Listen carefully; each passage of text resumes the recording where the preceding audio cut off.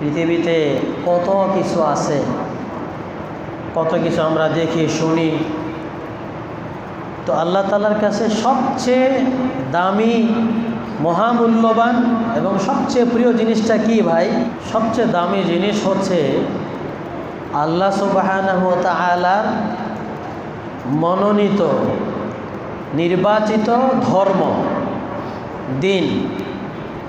এটা হচ্ছে কি আল্লাহ তাআলার কাছে সবচেয়ে বেশি দামি এবং মহামূল্যবান। যার কারণে এই মহামূল্যবান মনোনীত দিন প্রতিষ্ঠার জন্যই পৃথিবীর সবচেয়ে শ্রেষ্ঠ শ্রেণী যারা মানুষ, আম্বিয়া আলাইহিমুসসালাতু ওয়াসসালাম, যেন তেন লোক না, তারাও আল্লাহ তাআলার খুব বাছাই করা মনোনীত আম্বিয়া নবী রাসূলদেরকে দিয়ে এই দিনকে প্রতিষ্ঠার জন্য দুনিয়াতে আল্লাহ তাআলা ওনাদেরকে পাঠিয়েছেন। যুগে যুগে যারা আল্লাহর মনোনীত এই দিনকে গ্রহণ করছেন এবং সাড়া দিয়েছেন, তারা যুগে যুগে সফল কামিয়াবি হয়েছে।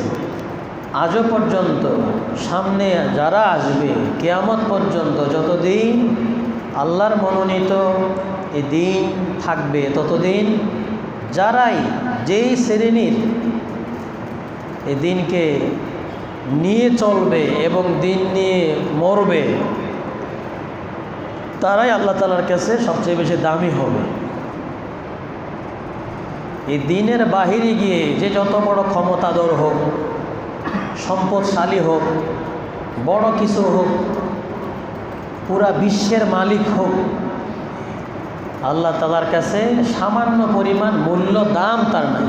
আল্লাহ তাআলার কাছে যে জিনিসটা দামি, ওই দামি জিনিসটা আমি গ্রহণ করলে আমিও কি হব ভাই? আল্লাহ তাআলার কাছে দামি হব। দুনিয়া আমার হয়তো সম্পদ নাও থাকতে পারে, ক্ষমতা নাও থাকতে পারে, বাড়ি গাড়ি নাও থাকতে পারে, কিন্তু আল্লাহ তাআলার মনোনীত জিনিসকে আমি গ্রহণ করার কারণে আমি আল্লাহ তাআলার কাছে দামি। মানুষের কাছে দাম থাকুক বা না থাকুক, আর আল্লাহ তাআলার মনোনীত যে দিন, ধর্ম, এটা ছাড়া অন্যভাবে কেউ বাদ দিয়ে দামি হইতে পারে না। আল্লাহ তাআলা ক্ষমতা দিয়েছেন, রাজত্ব দিয়েছেন। এই রাজত্ব ক্ষমতাকে পেয়ে আল্লাহর দিনকে ভুলে নাই। দিনকে, দিনের ফলক, দিনকে সামনে রেখে তার ক্ষমতা, তার রাজত্ব, তার সম্পদ, তার জীবন আচার পরিচালনা যারা করছে, এই সমস্ত ক্ষমতাবান ব্যক্তিরা আল্লাহ তাআলার কাছে দামি হয়েছে। দুই রকমের মানুষ, অনেকের ক্ষমতা ছিল না, কিন্তু আবার অনেক মানুষের রাজত্ব, ক্ষমতা ছিল, সিংহাসন ছিল। অনেকের সিংহাসন ছিল, দিন ছিল না, তারা বরবাদ হয়ে গেছে। আবার যাদের এই ক্ষমতা, রাজত্বের পাশাপাশি চিন্তা করতেন যে এই ক্ষমতা, রাজত্ব আমাকে দিয়েছেন আমার রব, আমার আল্লাহ, আমার স্রষ্টা, আমার মালিক, সুতরাং আমার স্রষ্টা, আমার মালিক আমাকে যেই ক্ষমতা, রাজত্ব যতটুকু আমাকে দিছে, সুতরাং এই ক্ষমতার ক্ষেত্রে, রাজত্বের ক্ষেত্রে, সম্পদের ক্ষেত্রে, অধিকার বা এই সমস্ত বিষয়ে তার অবশ্যই দিক নির্দেশনা আছে, সে অনুযায়ী আমি চলব। ওনারা ওইভাবে চলছেন এবং তার ক্ষমতাকে ওইভাবেই ব্যবহার করছেন। তারাও আল্লাহ তাআলার কাছে কি হয়েছেন? দামি হয়েছেন। আল্লাহ তাআলা কোরআনে তাদের প্রশংসা করছেন, আমাদের সামনে তুলে ধরছেন তাদের ঘটনা, যে দেখো দুনিয়ার ক্ষমতাধরেরা তোমরা, তাদেরকে এত ক্ষমতা, রাজত্ব দিয়েছিলাম, তারা ক্ষমতাকে নষ্ট করে নাই, অপব্যবহার করে নাই, ক্ষমতাকে সঠিকভাবে ব্যবহার করছেন এবং আমার কথা মতো তারা চলছে। সুতরাং এই ঘটনাগুলো আল্লাহ আমাদের সামনে তুলে ধরছেন কোরআনে। কেন তুলে ধরছেন? আমরা এটা পড়ব, রিক্সা চালকও পড়বে, রাষ্ট্রপতিও পড়বে, প্রধানমন্ত্রীও পড়বে, এমপি মন্ত্রীও পড়বে। কোরআন পড়ে দেখবে যে আগেকার জামানার এত বড় ক্ষমতাধরেরা, এত রাজত্ব, এত ক্ষমতা, এত সব কিছু পাওয়ার পরেও তারা আল্লাহ তাআলার কাছে কতটা প্রশংসিত হয়েছে। তাদের প্রশংসার কথা আল্লাহ বলছেন। সুতরাং তাদের যে গুণ ছিল, তাদের যে সিফত ছিল, তাদের যে ইনসাফ ছিল, আল্লাহর ভয়, সততা, মানুষকে প্রিয় করা, মানুষের জন্য কাজ করা, সেবা করা, নিজের চিন্তা না করে অন্য মানুষের কাতারে নেমে এসে মানুষের জন্য অকাতরে আল্লাহর জন্য কাজ করা, জালেমদেরকে শায়েস্তা করা, মুসলিমদের পক্ষে দাঁড়ানো, এই সব বিষয়গুলো ওই রাজারা, বাদশারা, মালিকেরা করছেন। এই জন্য তারা আল্লাহ তাআলার কাছে দামি এবং তারা আল্লাহ তাআলা তাদের কথা আমাদের সামনে তুলে ধরছেন। এই চিন্তাগুলো কে করবে?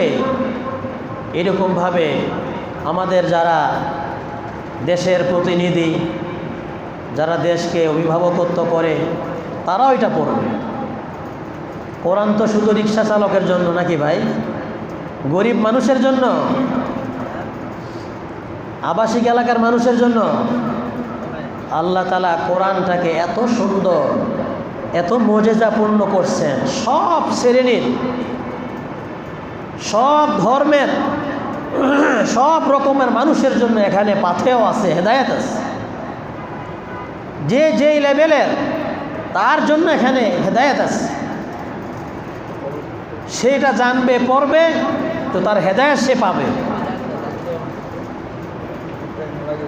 যেরকম আগেকার মানুষ, তারা যেরকমভাবে এক আদনা থেকে আদনা সমাজের মানুষ, তার দাম নাই, সে যেরকম এটা পড়ে পড়ে হেদায়েত পাইছে, রাজা, বাদশাহ, মালিক যারা, তারাও এই কোরআনকে সামনে রেখে দেশ চালাইছেন, জিন্দিগি চালিয়েছেন, জনগণের কাজ করছেন।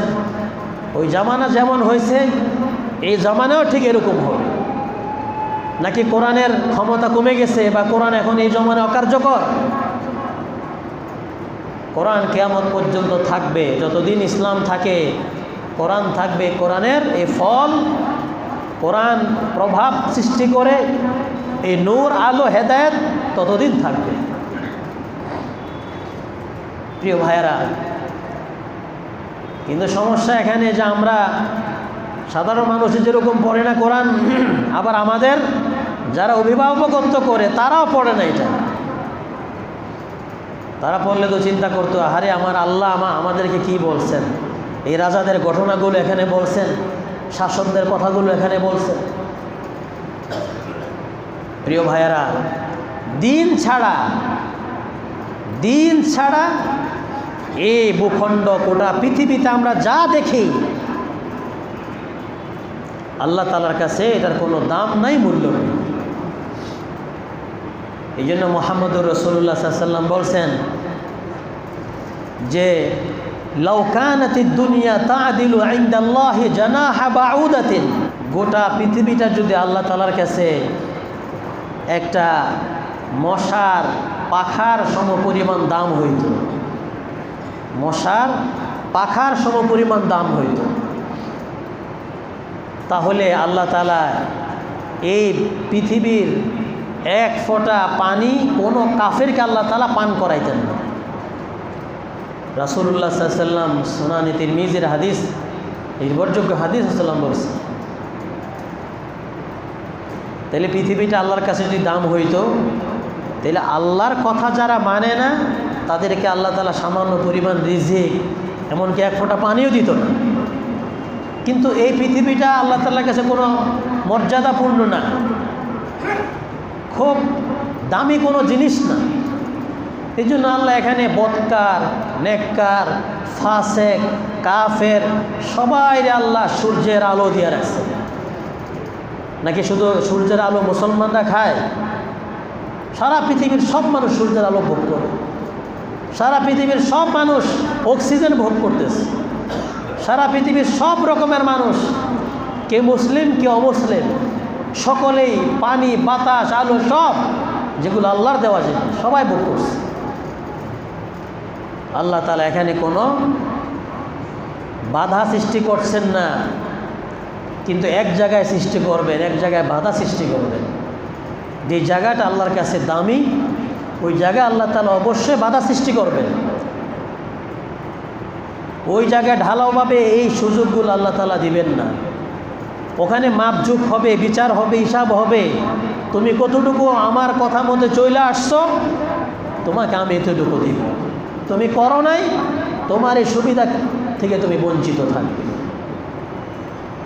প্রিয় ভাইয়েরা, এই জন্য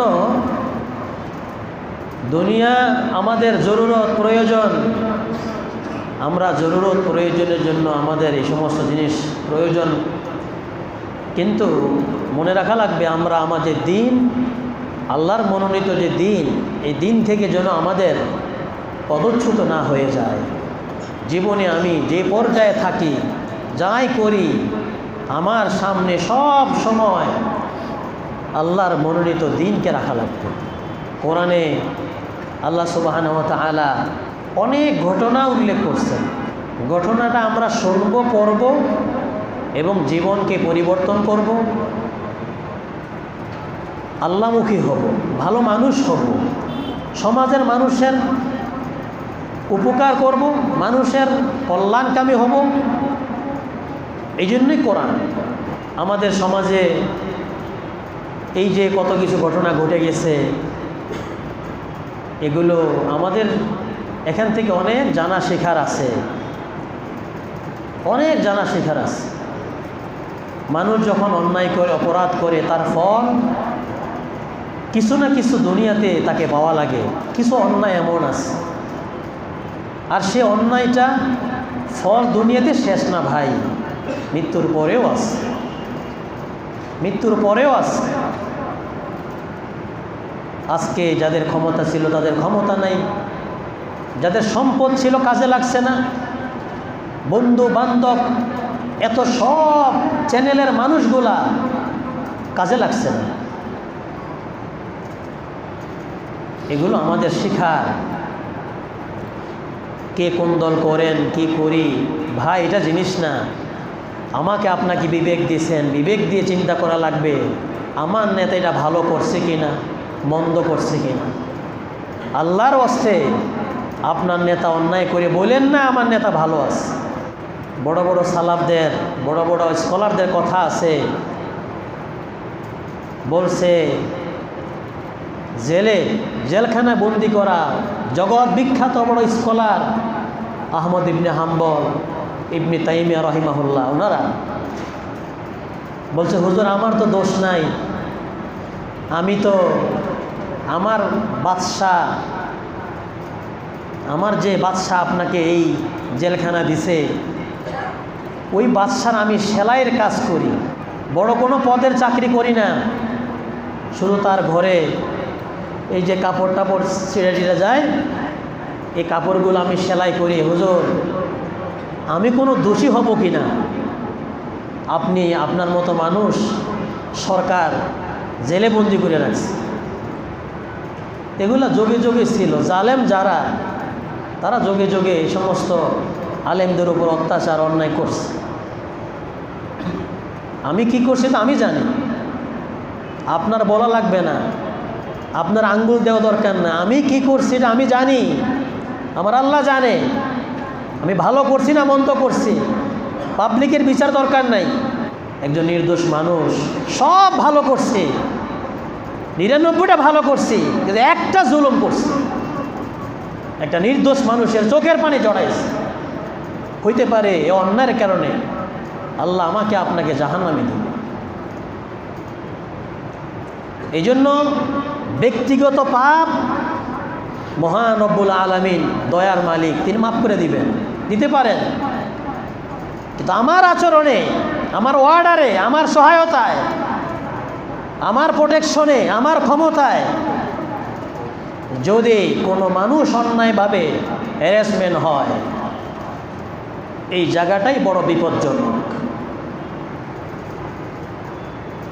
প্রিয় ভাইয়েরা, এত বড় বিখ্যাত আলেম, আজকে যোগ ভরে মানুষ আহমদ ইবনে হাম্বলের কথা স্মরণ করে তার থেকে দিন গ্রহণ করে, ইবনে তাইমিয়া রহিমাহুল্লাহর থেকে দিন গ্রহণ করে, আর ওই জালেম যারা ওই সময় ঠিক ওই ক্ষমতাধর ছিল তাদের সামনে কথা বলার সাহস ছিল না, ওরা আজকে পচা গইলা মাটির সাথে মিশাস। হয়তো ওই বইয়ের মধ্যে জালেম নামে ওই খাতার মধ্যে লেখা আছে, আর বুক ভরে রহিমাহুল্লাহ আহমদ ইবনে হাম্বল রহিমাহুল্লাহ মানুষ বলে। উনি বলছেন, শোনো, তুমি বড় চাকরি করো নাই ঠিক আছে, কিন্তু একজন জালেমের ঘরে কাজ করো, জালেমের কাপড় সিলাও, সুতরাং তুমিও জালেমকে সহায়তা করতেছ, তুমিও জালেম, আল্লাহর কাঠগড়ায় তোমাকে দাঁড় করানো। মাত্র সুই সেলাই করে উনি বললেন, তুমিও জালেম, তোমার হিসাব আল্লাহর কাছে হবে। কত বড় বড় আশায় থাকি, আমি পুলিশ অফিসার হয়ে যাব, বড় এমপি হয়ে যাব, এসপি হয়ে যাব। 2-4 দিন পরে আঙ্গুল ফুইলা কলা গাছ। 10 বছর আপনি ঠিক আছে বড় চাকরি করলেন, মানুষে মানলেন, অন্যায় করলেন, এই দুনিয়া কি শেষ? আখেরাত বলে এটা কথা আছে, ওই দিনের হিসাব একেবারে ডাইরেনে থেকে বামে পাই টু পা হিসাব দিয়ে যাওয়া লাগবে। এখন কেউ কিছু বলছে না, আপনার দল ক্ষমতা, কিন্তু ঠিকই সময় মতন ধরবে আল্লাহ তাআলা। এই জন্য ভাইয়েরা, এমন চাকরি করতে নাই যে চাকরি করতে গেলে আপনাকে জুলুম করা লাগে, অন্যায় করা লাগে, বাদ দেন, আল্লাহ আপনাকে মারবে না। হালালভাবে চলেন, আল্লাহ যতদিন হায়াত রাখছে ততদিন ইনশাল্লাহ ভালোভাবে চলতে পারবে। এই দুনিয়ার ঠুনকো কয়দিনের জীবন, খেয়ে না খেয়ে শেষ হয়ে যাবে। গরিবটা ভালোই আছে, গরিবের দেশ ছেড়ে পালাইতে হয় নাই। ওই গরিব যে গরিব, ঠান্ডা মাথায় খায়, ঘুমায়, যাই পারে কামায়, কোনো পেরেশানি নাই। আর পেরেশানি কাদের হইল? এত সব থাকা সত্ত্বেও কি বিপদ, কোথায় পালাবে, কোথায় থাকবে, কোন দেশে যাবে, কত কি অবস্থা।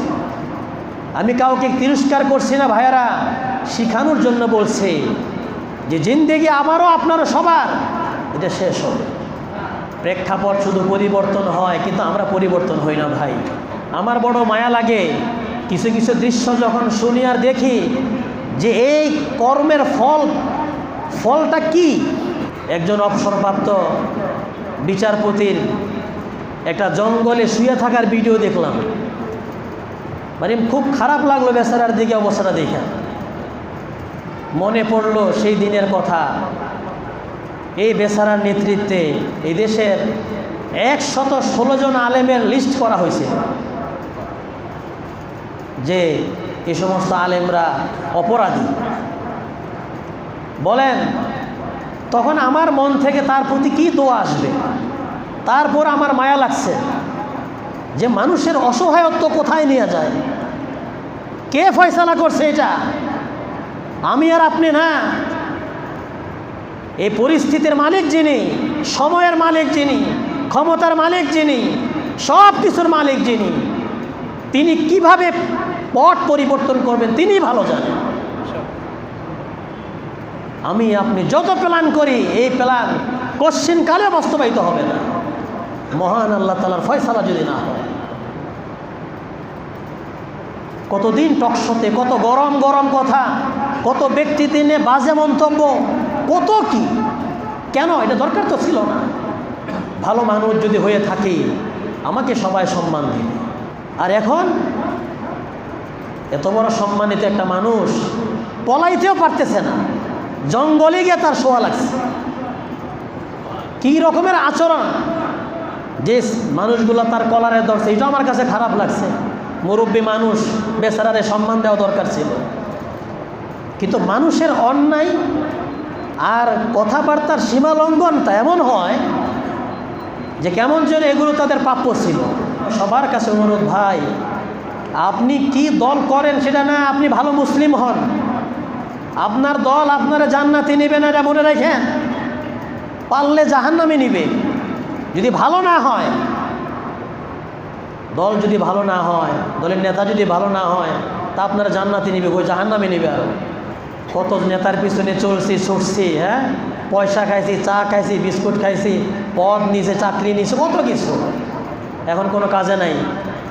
সব দোষ আরেকজনের উপরে, কেউ দোষ নিতে চায় না, কেউ দায় নিতে চায় না।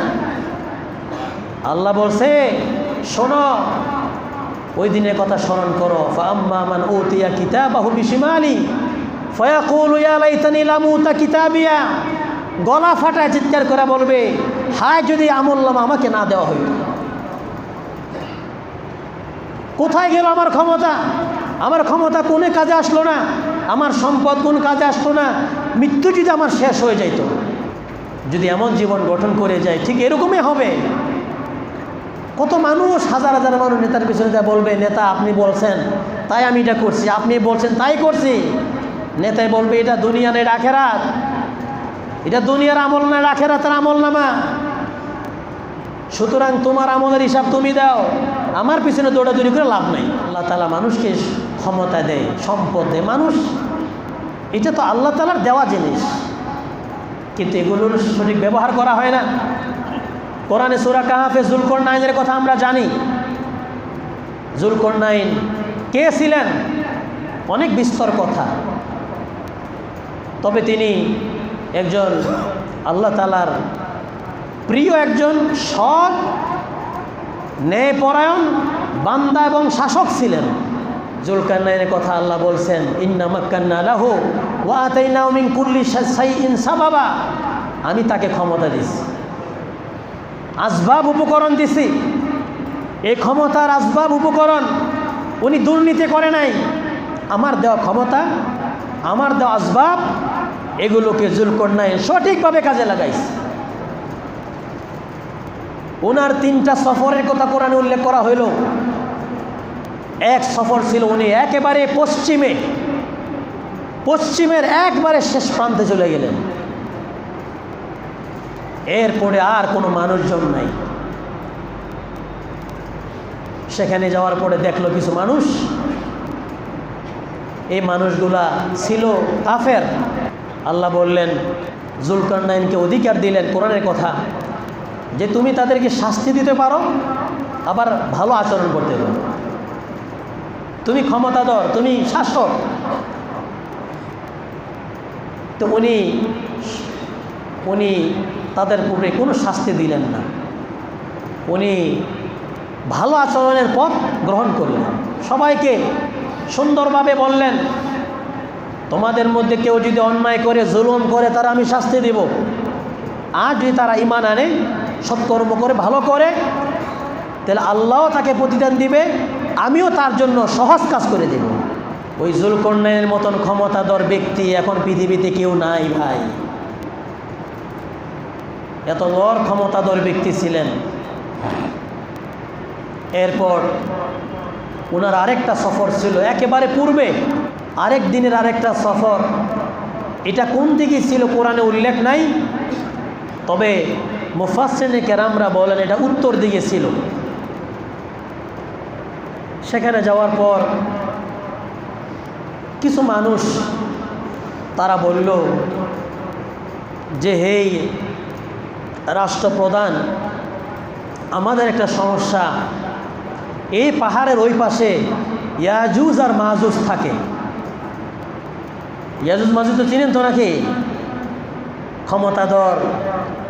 আল্লাহ তাআলা এই বান্দাদেরকে কিয়ামতের আগে, তারা এখন যেখানে আটকানো, ওই জায়গায় মানে এই যুলকারনাইন বাদশাহ ওখানে গেলেন। কিয়ামতের আগে তারা পৃথিবীতে ত্রাস করবে। তখন ওখানের মানুষরা বলতেছে, এরা আমাদের উপরে অত্যাচার করে, আপনি আমাদেরকে এদের মাঝে, আমাদের মাঝে, পাহাড়ের এই উপত্যকার মাঝে একটা প্রাচীর তৈরি করে দেন। আমরা আপনাকে প্রয়োজনে কিছু টাকা পয়সা বা এরকম কিছু জিনিস দেই। কেমন বাদশা ছিল, উনি টাকা পয়সা কিছুই নেন নাই।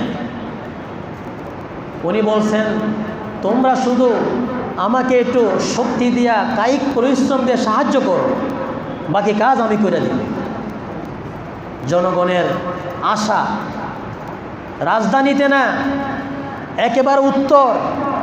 তার মানে ওনার শাসন আমলে কোনো জনগণ কি গরিব কি ধনী কি দেশের প্রান্তে মাঝে সবাই সুযোগ পাইছেন, সুশাসন পাইছেন। আর আমাদের দেশে যারা ক্ষমতায় যায় তার 14 গোষ্ঠী যারা আছে, 14 গোষ্ঠীর নাতি পুতি যারা আছে, এরপর নিজের দল যারা আছে, এগো সুবিধা। আর বিপরীতে যারা আছে এরা খেয়ে আসে না, সব মরে যায়, এই চিন্তা থাকে প্রায় সবার। উনি তখন জুলকারনাইন বিশাল এক লোহা এবং তামা গলিয়ে বিশাল এক প্রাচীর তৈরি করলেন। প্রিয় ভাইয়েরা, সময় খুব বেশি না। উনি এই প্রাচীর তৈরি করার পরে দম্ভ নাই, অহংকার নাই। রাজা তো এমন হবে, রাষ্ট্র যারা পরিচালনা করে, যারা এমপি মন্ত্রী হয়, জনপ্রতিনিধি, মাটির মতো নরম বিনয়, জনগণের সাথে সুসম্পর্ক। আর এখন আমাদের যারা জনপ্রতিনিধি, ওরা ভোটের সময় সামনে আসে আর এরপরে 5 বছর দেখা পাওয়া যায়, এরা আসমানের তারা বইনে যায়, খুঁজে পাওয়া যায়। এরা বলে আবার দেশপ্রেমিক, বলেন মানে লজ্জা লাগে এই সমস্ত কথা বলতে। এরা নাকি দেশপ্রেমিক, দেশের টাকা বাহিরে নিয়ে দুর্নীতি করে চুরি করে অন্য দেশে পাঠায় বাড়ি গাড়ি করে এরা চিন্তা করে যে আর বাংলাদেশে আসা দরকার নাই। এরা নাকি দেশপ্রেমিক। প্রিয় ভাইয়ারা, তখন জুলকারনাইন প্রাচীর নির্মাণ করার পরে উনি বললেন যে এটা আমার আল্লাহ তাআলার অনুগ্রহ। কি বললেন? কোরআনে আল্লাহ বলছেন যে এটা আমার আল্লাহ তাআলার দয়া, আমার কোনো কৃতিত্ব না, আমি করছি এটা না। এ প্রাচীর এটা আল্লাহ তাআলার দয়ার মেহেরবানি, এত বড় ক্ষমতা তো। আর আমরা একটা ব্রিজ করলে, এটা কিছু করলে আমাদের কি দম্ভ? হ্যাঁ, আমরা চেষ্টা করছি, কিন্তু দয়া মেহেরবানি কার? আল্লাহই করে দিছে। এই কথাটা আমরা বলতে পারি। তারা ছিলেন শাসক, প্রতি মুহূর্তে আল্লাহকে সামনে রাখছেন, জনগণের সুবিধার চিন্তা করছেন, নিজের সুবিধার চিন্তা করেন। প্রিয় ভাইয়েরা, এইভাবে আল্লাহ তাআলা জুলকারনাইনের কথা কোরআনে বলছেন এবং তাদের প্রশংসা করে আমাদেরকে শিখাইছেন, এইভাবে তোমরা শাসক হও। দেখো আমার জুলকারনাইন কি করছে। ওয়াজকুর আবদানা দাউদ। কাফেররা অনেক কথা রাসূলুল্লাহ সাল্লাল্লাহু আলাইহি ওয়াসাল্লামকে বলছেন, মনটা বড় কষ্ট। দাউদ আলাইহিস সালামের কথা আপনি স্মরণ করেন। দাউদ ছিল বড় শক্তিশালী, কারণ তারও ক্ষমতা ছিল, তার রাজত্ব ছিল। সুলাইমান আলাইহিস সালামের বাবা হচ্ছেন কে? দাউদ আলাইহিস সালাম। সাথে সাথে আল্লাহ বললেন ইন্নাহু আওয়াব। তার ক্ষমতা ছিল, শক্তিশালী, পাশাপাশি সে আমার মুখী, আল্লাহমুখী ছিল। শাসকদের এই গুণ। উনি নির্জনে এবাদতখানায় বন্দেগী করতেন। এই এবাদতখানা যখন বন্দেগী করতেন, তখন এবাদতখানায় কোনো মানুষের ঢোকার অনুমতি ছিল না। তো হঠাৎ করে ওই এবাদতখানার মধ্যে এটা আল্লাহ তাআলা অলৌকিকভাবে দাউদ আলাইহিস সালামকে একটা পরীক্ষা করার জন্য 2 জন ব্যক্তিকে আল্লাহ তাআলা কিভাবে ওই এবাদতখানার মধ্যে প্রবেশ করাই দিয়েছেন। কেউ বুঝতে পারে না কীভাবে আসলো, অথচ দরজার মধ্যে পাহারাদার ছিল। ওই 2 ব্যক্তি এসে দাউদ আলাইহিস সালামের কাছে একটা মামলার বিষয় নিয়ে আসে। মামলার নিষ্পত্তি দাউদ আলাইহিস সালাম খুব ইনসাফের সাথে সুন্দর করে করছেন। দাউদ আলাইহিস সালাম এটা ভুল হয়ে গেছিল। ভুলটা কি? এটা আল্লাহ তাআলা গোপন রাখছেন, কোরআনেও বলে নাই। বিভিন্ন মুফাসসিরিন কেরামরা বিভিন্ন কথা বলছেন, যেহেতু সেটা কোরআনে নেই সেটা আমি বলছি না। তখন দাউদ আলাইহিস সালাম ভাবলেন হয়তো আমার ভুলের কারণে আল্লাহ আমাকে পরীক্ষা করতেছেন। এটা একটু চিন্তা করেন। উনি এই চিন্তা করার সাথে সাথে সেজদাত পড়ে গেলেন, আল্লাহ তাআলার জন্য সেজদা লুটে পড়লেন আর আল্লাহ তাআলার কাছে ক্ষমা চাইলেন, হে আল্লাহ আমাকে আপনি মাফ করে দিন। কি একটা ভুল, সামান্য।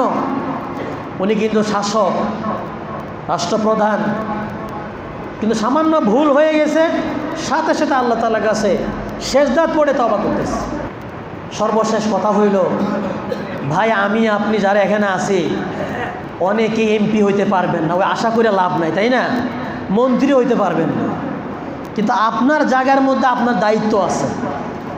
আল্লাহ রাসূল বলছেন, হাদিসটা আমরা সবাই হয়তো কমবে জানার কথা। রাসূল বলছেন, কুল্লুকুম রাঈন ওয়া কুল্লুকুম মাসউলুন আন রাইয়াতিহি, তোমরা প্রত্যেকে দায়িত্বশীল আর প্রত্যেকের দায়িত্ব সম্পর্কে জিজ্ঞাসা করা হবে। আমরা অনেক সময় সমালোচনা করি, কি আরে ওই মন্ত্রী ভালো না, ওই এমপিটা ভালো না, ওই প্রধানমন্ত্রী এই করছে সেই করছে, ভালো কথা, কিন্তু তাদের যে বদ আখলাক, তাদের যে এই সমস্ত খারাপ গুণগুলা ব্যক্তিগতভাবে আমার মধ্যেও আছে, থাকতে পারে না ভাই? ওই পেটা বেরো জুলুম করছে, আমার থেকে ছোট জুলুম হইতেছে, উনি এই অন্যায় করছে, মানুষের দুর্ব্যবহার করতেছে, আমিও করতেছি। তো এইভাবে যদি আমার জিন্দেগির মধ্যে পরিবর্তন না হয়, এই সমস্ত অন্যায়গুলো আমাদের পরিবর্তন না আসে, তাহলে কিন্তু আমাদের সমাজের পরিবর্তন হবে না ভাই।